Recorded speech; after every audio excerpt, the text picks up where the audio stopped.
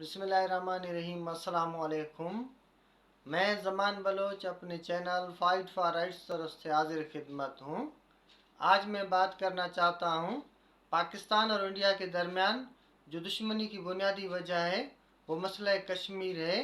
लेकिन आप इस बात पर हैरान होंगे, न मसला कश्मीर पाकिस्तान ने बनाया है, न मसला कश्मीर इंडिया ने बनाया है, न मसला कश्मीर पाकिस्तान का है, न पाकिस्तानियों का है, न मसला कश्मीर इंडिया का है या इंडियन लोगों का है। ये मसला कश्मीर कश्मीरियों का है, क्योंकि जब करारदाद पाकिस्तान अक़वाम मुत्तहिदा से मंजूर हुआ था, यानी यूएन कौंसिल से पाकिस्तान की करारदाद मंजूर हुई थी, वहाँ ये तय हुआ था कि जहाँ आबादी ज़्यादा मुसलमानों की है तो वो पाकिस्तान बनेंगे, जहाँ हिंदू आबादी ज़्यादा है वो इंडिया बनेगा, यानी वो हिंदुस्तान बनेगा। अब पाकिस्तान भी बन गया, हिंदुस्तान भी बन गया। जो कश्मीरी थे वो पहले से छोटी सी उनकी रियासत थी, वो अलग थे। शायद वहाँ डोगर राज था या कोई सिख हुक्मरान था उस वक्त। जब यह मसला पाकिस्तान इंडिया का अलग हो गया तो कश्मीरियों के लिए यह बात तय करना मुश्किल हो गया कि वो पाकिस्तान के साथ रहें या वो इंडिया के साथ रहें।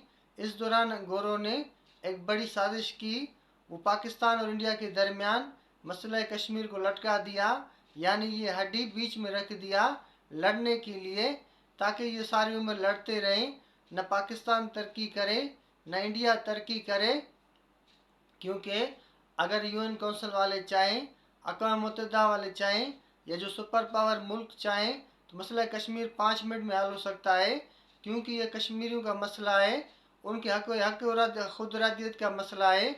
वहाँ जो तय हुआ था, जब वो यानी कश्मीर के अंदर आज़ाद वोटिंग होगी, वो कश्मीरी जिसको वोट देंगे, यानी वो पाकिस्तान के साथ रहना चाहते हैं तो वो पाकिस्तान को वोट दें, तो उनका हक है वो पाकिस्तान में रहें। अगर वो इंडिया को वोट देना चाहते हैं और उनका हक है वो इंडिया के साथ रहें।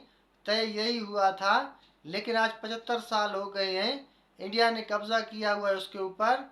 वहाँ कश्मीरियों को वोट का यानी जो उसका हक है खुद इरादियत वोट का, वो कश्मीरियों को नहीं दिया जा रहा। लेकिन जो कश्मीर का आज़ाद हैसियत था उसे भी ख़त्म किया गया है। वो उसको कह रहा है कि इंडिया ये मेरा है। तो इस तरह कश्मीरी सारों में लड़ते रहेंगे, चाहे 100 साल और लगे। हो सकता है इस पर जिस दिन भी पाकिस्तान के हालात बेहतर हुए, पाकिस्तान भी इसमें बड़ी जंग की तैयारी कर सकता है और ये जंग लग सकती है, क्योंकि जो कश्मीर है वो नजरिया पाकिस्तान के खिलाफ इंडिया ने उस पर कब्जा किया है, क्योंकि वो मुसलमान आबादी था। कश्मीरी वो लोग हैं जहाँ 80% मुसलमान थे और 20% हिंदू और सिख थे उसमें। लेकिन उसके बावजूद इंडिया ने एक साजिश के तहत जो उसके ऊपर कब्जा किया, उनकी जो हुक्मरान थे या जो सियासी जो लोग थे उनको ख़रीद कर, उनका ज़मीर ख़रीद कर, उनसे बयान दिलवा कर इंडिया ने इसको कश्मीर को तो लटका दिया। लेकिन उसको लटकाने में अमेरिकी और जो यूरोपीय यूनियन है उसका सबसे बड़ा हाथ है, क्योंकि वो लोग नहीं चाहते पाकिस्तान और इंडिया के दरमियान से ये मसला हल हो, क्योंकि इसमें लड़ाने में पाकिस्तान और इंडिया का अमेरिका का भी फ़ायदा है, जर्मन का भी फ़ायदा है, फ्रांस का भी फ़ायदा है और लंदन वालों का भी फ़ायदा है।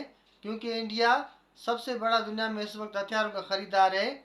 वो जहाज़ों के सूरत में, मिसाइलों के सूरत में या रॉकेट तोपों के सूरत में पाकिस्तान भी ख़रीद रहा है।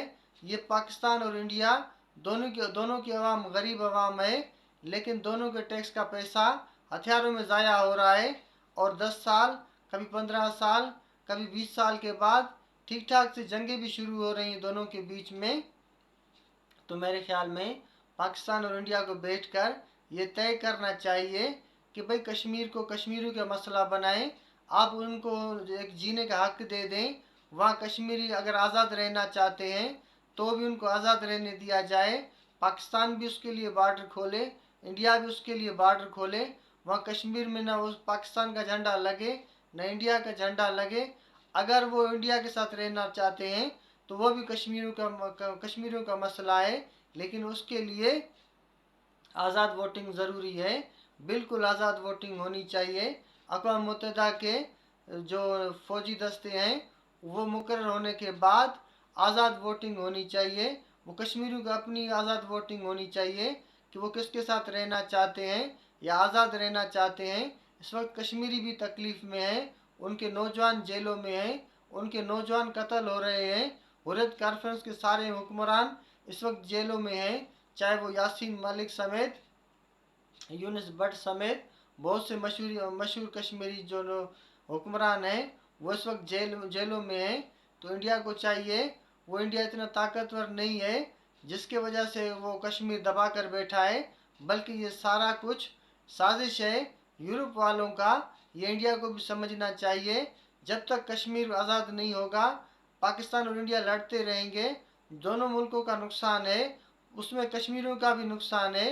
वो वो बेचारे भी फंस गए हैं, उनको भी चाहिए आज़ाद ज़िंदगी और आज़ाद रहने का हक दिया जाए। इंडिया की तरफ से जो उन पर कब्ज़ा किया हुआ है, सबसे पहले उसको इंडिया को चाहिए वो कब्ज़ा ख़त्म करके उन्हें आज़ादी से वोटिंग का हक दिया जाए उन्हें। उसके बाद फैसला होने दिया जाए कि वो कश्मीरी क्या किसके साथ रहना चाहते हैं या आज़ाद रहना चाहते हैं।